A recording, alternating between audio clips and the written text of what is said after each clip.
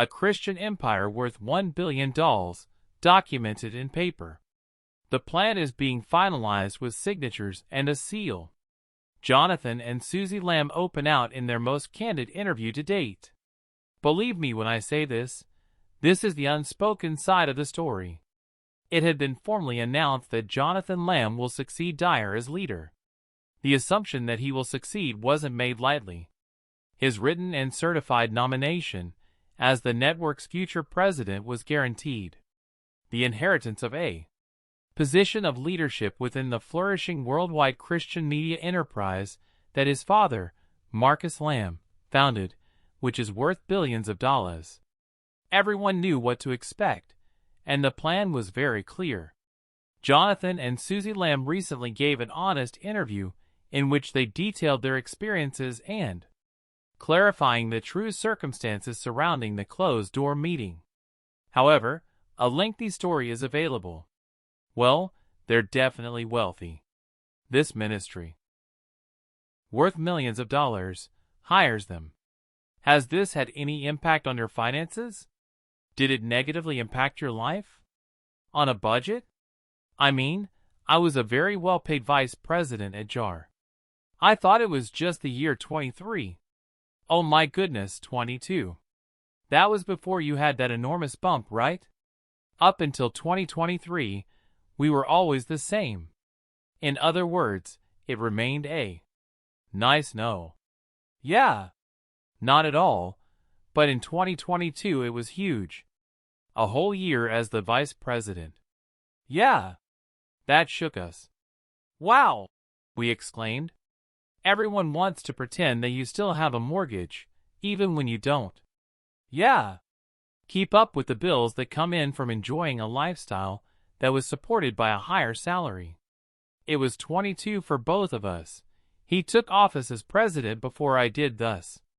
After he passed, things finally came to a head when we were in 22, and I earned a really high wage, and Jonathan did too. Even though it seems like the most inopportune moment to stay, we were actually more prepared than before. It was the crucible moment when I begged God for help. Please inform me when Jonathan will be prepared. Therefore, I am prepared to sell this home. A fresh start is what I'm seeking. There are 50 states from which to select. In our pursuit of truth, we sacrifice everything. If only we had complied with. I would have become the next president if we had bought into the game, set aside our convictions, read the card, lauded my mom's marriage, and kept silent about Pete. Everything changed after the year 2022. Jonathan became vice president following the death of Marcus Lamb. While in Dyer, along with it came a sizable income, and Susie Lamb also got a sizable rise. It felt like we were on firm financial ground for the first time. They weren't eking out an existence. Life felt stable, and they could finally breathe. However, that section was brief. Their long-awaited financial security lasted only a year before vanishing. Given their illustrious ministry background and relationship to Dyer, many presume that Jonathan and Susie Lamb are living the high life. They seem to belong in a world where money is no object. Their reality appeared to be very different, though, as Susie revealed. She was mainly making less than what one would earn working at a coffee shop for a long time. That was perfectly acceptable to her. Family, not money, was her first priority. What they choose to base their lives around says a lot. Jonathan and Susie Lamb had finally arrived at a time when things were looking better after years of enduring financial constraints and making sacrifices for the benefit of their family and religion. Life felt stable and even hopeful for the first moment. At Dyer, Jonathan's future was crystal apparent. His rise to power wasn't merely hinted at or assumed. Records of it exist. It had been formalized by his father, Marcus Lamb, who had passed away. The network had planned for Jonathan to succeed as president. Everything was documented. It appeared like God's plan for their lives was coming to fruition, and all their hard work was paying off. However, at that very second, it would. come as a shock to many. Such plans were not carried out as agreed upon. Johnny Lamb, who is now president of Dyer, broke the promise about Jonathan's succession and accused Jonathan and Susie of being the ones to blame when they broke up. Having said that, actually, it wasn't the case. The truth was that Jonathan and Susie Lamb realized they couldn't maintain their deceit any longer. Jonathan was forthright and sure-footed in his description of it. He claimed that if he and Susie had simply cooperated with Pete, a member of the Lamb family and an employee of Dyer, who supposedly attacked their daughter, who was 5 years old at the time, before beaming on cue and praising Johnny Lamb's marriage to sex therapist Doug Weiss, a union that caused them great concern. They could have gotten all they wanted if they had done it. The outcome would have been different if they had only remained silent and disregarded their morals. Should have been unharmed. Everything from the job to the pay to the platform to the impact. However, they were not considering that alternative.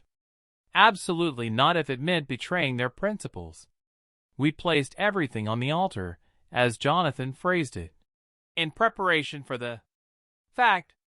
Giving up ease, prosperity, and security to be true to one's principles was a brave choice that few would be willing to do. However, Jonathan and Susie Lamb had no doubts. They couldn't help but speak up. Pretending was not an option. They left not because they were angry, but because they were devoted to doing what was right and believing in what they believed in. Jonathan and Susie Lamb's choice to abandon everything may appear daring and even admirable at first glance, and to some extent, it was. However, you must not allow the result to. I take it you believe it was a breeze. That choice was the result of much prayer, spiritual struggle, and a period of intense emotional turmoil. At Dyer, Jonathan held the role of vice president. For the first time, there was a laid-out plan for who would become president and successor. In the past, things appeared to be heading in a safe direction. Still, I had the impression that something was off. According to Susie, it was like a spiritual disturbance. She felt restless on the inside, like if her heart was pulling her in a direction she couldn't quite identify, despite the fact that everything appeared stable on the outside. Provide an explanation. If Dyer wasn't meant to be their home, she prayed not for greater wealth or success, but simply for a means to escape. According to Susie, she had already told God that she was prepared to leave, even if it meant starting over from scratch. It didn't matter if it meant giving up the house or the job. Through it all, Jonathan was also grappling. What staying would entail was clear to him. It would signify a secure financial future, a prominent public profile, influence, and a platform. However, it would also require him to give up on his principles, forgetting, ignoring, or otherwise engaging in to the next. Still, he had an innate sense that he was incapable of pulling that off. Not without compromising his principles, his faith, and his small daughter. They had the option to remain. At the very least, they could have documented everything. Their decision, nevertheless, was distinct. The majority of individuals would be afraid to do it. Comfort was sacrificed for truth, prioritizing honesty and convictions over power and expediency. We sacrificed all for the truth, as Jonathan so eloquently stated. Truly, they were serious. They didn't only quit their jobs. Titles, position, and a promising future were all stripped from them as they walked away. They were willing to put everything on the line rather than act against their values. However, the thing that has truly made an impression is influence on viewers wasn't solely down to their choice. Their demeanor during the ordeal was the key. There was zero animosity, zero resentment, and zero bitterness as they told their tale in public. Instead, tranquility emerged. A calm, unruffled tranquility.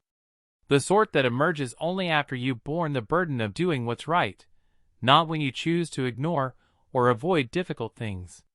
Making this choice wouldn't put them on the path to financial independence. However, this choice enabled Jonathan and Susie Lamb to continue living. They're in between. Not because it was simple, but because it was the correct choice. They felt a deep sense of inner strength. Indeed, it is precisely what Jonathan and Susie accomplished. They offer more than only a glimpse into the inner workings of a Christian media network in their story. It's an introspective, faith-based voyage that explains what it means to follow Christ even when things are tough. They questioned presumptions.